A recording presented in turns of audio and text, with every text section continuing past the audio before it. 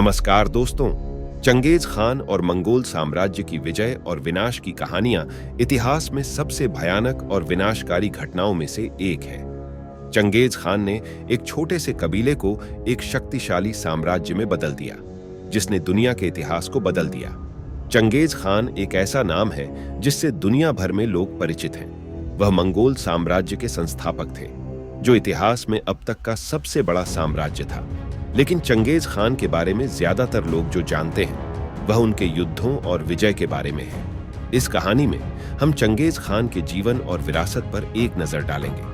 Genghis Khan का जन्म 1162 के आसपास मंगोलिया के उत्तरी भाग में ओनोन नदी के निकट हुआ था। चंगेज खान का बचपन का नाम तेमुजिन था।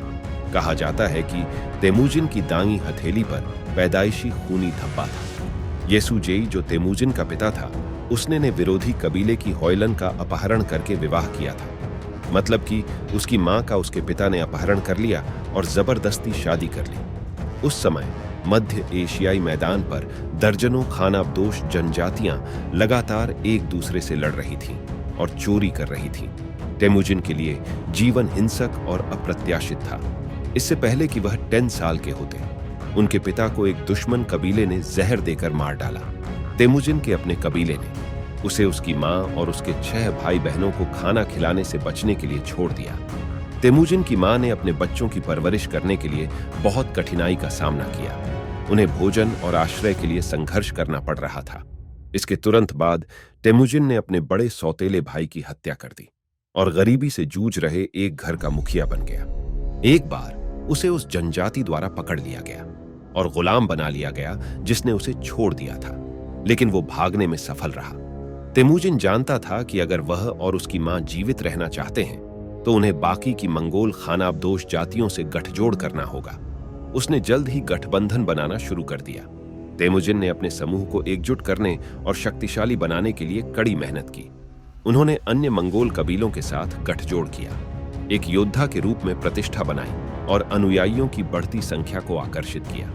कहानी में आगे बढ़ने से पहले हम आपको ये बताना चाहेंगे कि चंगेज खान के बचपन के बारे में हम जो कुछ भी जानते हैं वह मंगोलियाई इतिहास और साहित्य का सबसे पुराना ज्ञात कार्य the secret history of the Mongols से आता है, जो उनकी मृत्यु के तुरंत बाद लिखा गया था। अब कहानी पर चलते हैं।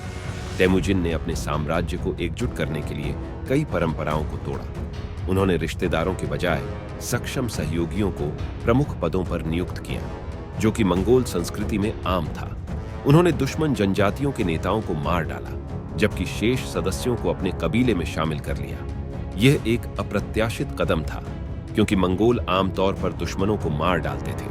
1205 तक उसने अपने पूर्व सबसे अच्छे दोस्त जमुका सहित सभी प्रतिद्वंद्वियों को हरा दिया था।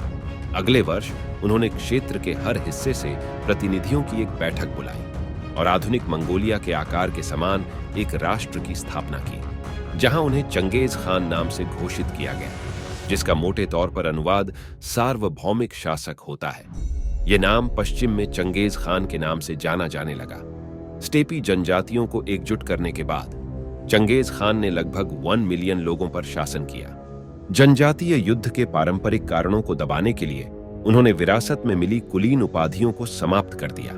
उन्होंने महिलाओं की बिक्री और अपहरण पर भी रोक लगा दी, किसी भी मंगोल की दास्ता पर प्रतिबंध लगा दिया और पशुधन चोरी को मौत की सजा दी।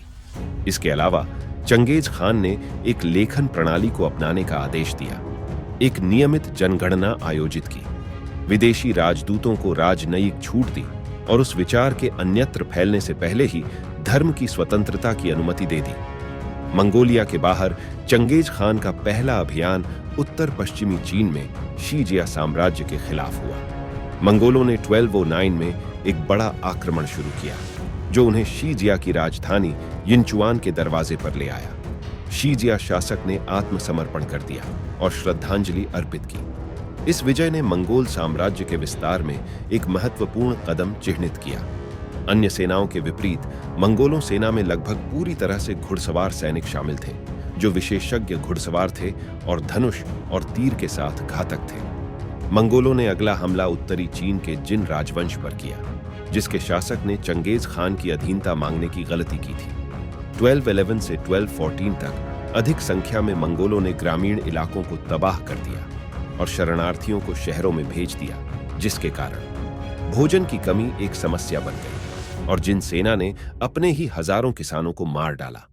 1214 में मंगोलों ने झोंगड़ू, जो अब बीजिंग की राजधानी है, उसको को घेर लिया और जिन शासक बड़ी मात्रा में रेशम, चांदी, सोना और घोड़े सौंपने पर सहमत हुए।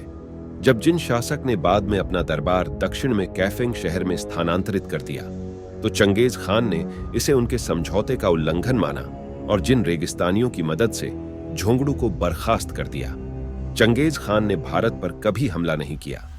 एक बार जरूर ऐसा मौका आया था कि चंगेज खान भारत पर हमला कर सकता था, लेकिन इसे भारत की खुशकिस्मती या फिर उस समय के दिल्ली के शासक इल्तुतमिश की समझदारी ही कहेंगे कि वह हमला टल गया और भारत लूटपाट और मारकाट के तांडव से बच गया। 1219 में चंगेज खान वर्तमान तुर्कमेनिस्तान, उज्बेकिस्तान, अफगानिस्तान और ईरान में ख्वारिज्म साम्राज्य के खिलाफ युद्ध करने गया। वहां का सुल्तान एक व्यापार संधि पर सहमत हो गया था, लेकिन जब पहला कारवां आया तो उसका माल चोरी हो गया और उसके व्यापारी मारे गए। इसके बाद ख्वारिज्म शाह ने चंगेज खान के कुछ राजदूतों की हत्या कर दी। चंगेज खान ने पर्शिया के शासक जलालुद्दीन मोहम्मद ख्वारिज्म शाह का संपूर्ण साम्राज्य नष्ट कर दिया।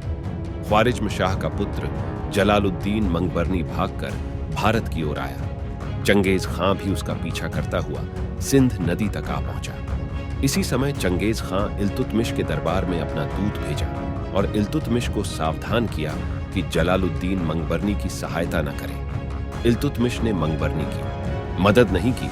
इस प्रकार इल्तुतमिश की दूरदर्शिता ने तुर्की राज्य को मंगोल आक्रमण से बचा लिया। 1227 की शुरुआत में एक घोड़े ने चंगेज खान को जमीन पर गिरा दिया, जिससे उसे आंतरिक चोटें आईं। उन्होंने अभियान जारी रखा, लेकिन उनका स्वास्थ्य कभी ठीक नहीं हुआ और उनकी मृत्यु हो गई। चंगेज खान की मृत्यु मंगोल साम्राज्य के लिए एक बड़ा झटका थी। दुनिया भर में कई महान शासकों ने अपने लिए मकबरे बनवाए हैं। इन मकबरों को अक्सर उनके शासन और उपलब्धियों की याद दिलाने के लिए बनाया जाता है। हालांकि चंगेज खान ने एक अलग रास्ता अपनाया। वह नहीं चाहता था कि उसके मरने के बाद उसका कोई निशान बाकी रहे। चंगेज खान की वसीयत को पूरा करने के लिए उसके सैनिकों ने उसे एक गुप्त स्थान पर दफनाया। उसके बाद उन्होंने उसकी कब्र पर हजारों घोड़ों को दौड़ाया ताकि कोई निशान न रह जाए। आज भी चंगेज खान की कब्र का कोई पता नहीं है। चंगेज खान की अजीब वसीयत एक रहस्य है। चंगेज खान ने कभी भी किसी को अपना चित्र बनाने, अपनी छवि गढ़ने या सिक्के पर अपनी समानता उकेरने की अनुमति नहीं दी। उनकी पहली छवियां उनकी मृत्यु के बाद सामने आईं। चंगेज खान वास्तव में एक खलनायक थे या क्या वे एक महान नेता थे जिन्होंने अपने लोगों को एकजुट किया और उन्हें एक महान साम्राज्य बनाने में मदद की?